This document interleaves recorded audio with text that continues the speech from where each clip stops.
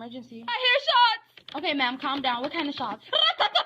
유럽연합과 영국 정부가 7월부터 새로운 자동차 소음 규제를 시행했습니다. 지난해 자동차 소음 제한치를 82dB에서 72dB까지 낮추는 법안을 제정하고 오는 7월부터 시행을 예고한 바 있는데요. 더욱이 소음 규제는 점진적으로 강화돼 2026년에는 68dB까지 제한할 방침입니다. 그로 인해 닛산의 GT-R이 유럽 시장에서 단종을 맞이하게 되었는데요. GT-R이 유럽 시장에 진출한 지 13년 만이며 실제로 지난 3월부터 모델 라인업에서 선택할 수 없게 되었죠. 국제적인 트렌드에 의해 소음 규제는 더욱 강화될 것이며 내연기관을 가진 자동차, 특히 고성능의 차량들은 점점 설 자리가 좁아지고 있습니다. GT-R은 2007년 공개 당시 자사의 스포츠 쿠페였던 스카이라인 GT-R 3사를 계승함과 동시에 포르쉐 911을 저격하며 출시되었죠. 하지만 911은 911이었죠.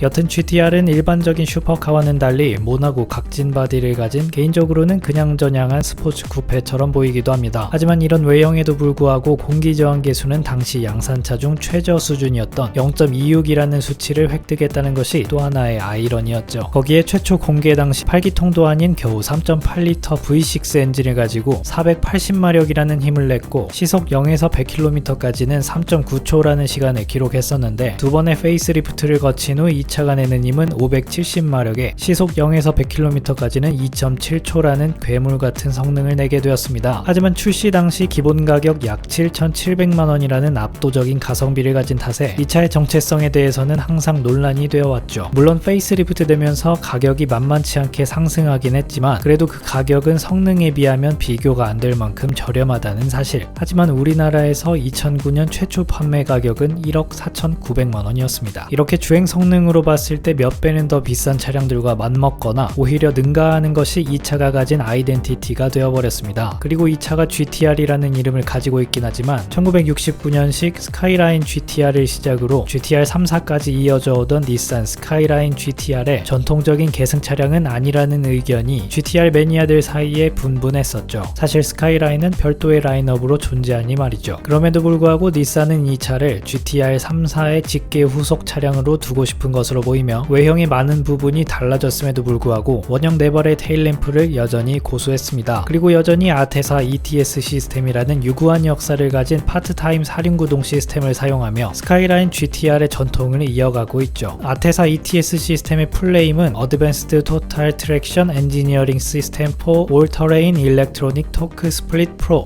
뭐 이렇게 길어. 아무튼 아테사 ETS 시스템은 평소에 FR에 가깝게 구동되지만 차체의 오버스티어가 발생하여 트랙션을 잃어버리는 상황이 오면 전륜으로 구동력을 배분해 거동의 밸런스를 완벽히 백업해주죠. 덕분에 훨씬 안정적인 코너링이 가능해졌고 이를 장착한 스카이라인 GT-R 3위가 뉘르부르그링에서 8분 20초를 기록하며 많은 주목을 받았습니다. 그리고 이 영상에서도 FR 방식과 상시 사륜구동 방식 그리고 아테사 시스템을 장착한 경우를 비교해주는데 아테사 시스템이 적용된 차량의 훌륭한 밸런스가 매우 돋보이네요. 그리고 보통 엔진과 트랜스미션이 함께 위치해 있는 게 일반적인 구성인데 새로운 GT-R은 조금 특이한 구성을 보입니다. 엔진은 차량의 전면에 위치한 반면 트랜스미션은 캐빈룸을 가로질러 후륜 쪽에 위치합니다. 엔진에서 나온 동력을 드라이브 샤프트를 통해 트랜스미션이 받고 그 동력을 트랜스미션 옆에 위치한 트랜스퍼 케이스가 다시 전륜까지 전달해주는 방식이죠. 그 때문에 드라이브 샤프트가 이중으로 장착되어 구조가 좀 복잡해졌지만 트랜스미션과 트랜스퍼 케이스가 후륜으로 이동했기 때문에 오히려 무게 배분에는 도움이 돼 밸런스 측면에서 이점을 얻었다는 게 그들의 설명입니다. 이번엔 디자인에 대해서 다시 한번 이야기하고 싶은데 이 차의 디자인이 나쁘다는 것은 아니지만 이 차가 가진 성능에 비해 그렇게 유려하지는 않은 디자인을 가졌죠. 벌키하다고 해야 할까요? 조금 뭉툭해 보이는 디자인인데 아무리 과거 GT-R들이 그랬다고 쳐도 비슷한 역사를 가진 혼다 NSX가 보여준 진보된 형태와 비교해봤을 때 이건 너무한 거 아니냐고 시발. 거기다 실내에는 훌륭한 가죽과 카본 파이버 같은 비싼 소재를 사용했음에도 불구하고 진심 이게 최선이었을까? 라는 의문이 머릿속을 맴돌게 됩니다. 그나마 두 번의 페이스리프트를 거치면서 일취월장했다는 게 사람들의 평이죠. 닛산은 GT-R을 내놓으면서 포르쉐 911을 직접적인 경쟁자로 지목했지만 브랜드와 네임밸류가 포르쉐에 비해 아득히 떨어지는 것도 문제였습니다. 포르쉐 같은 경우 고급 스포츠카의 아이콘 같은 존재로 각인되어 있지만 닛산 GT-R의 경우는 그렇지 않았죠. 자동차를 모르는 사람들에게 포르쉐 911과 닛산 GT-R 중 어느 것을 고르겠냐고 물어본다면 그 결과는 더욱 확실해질 것입니다.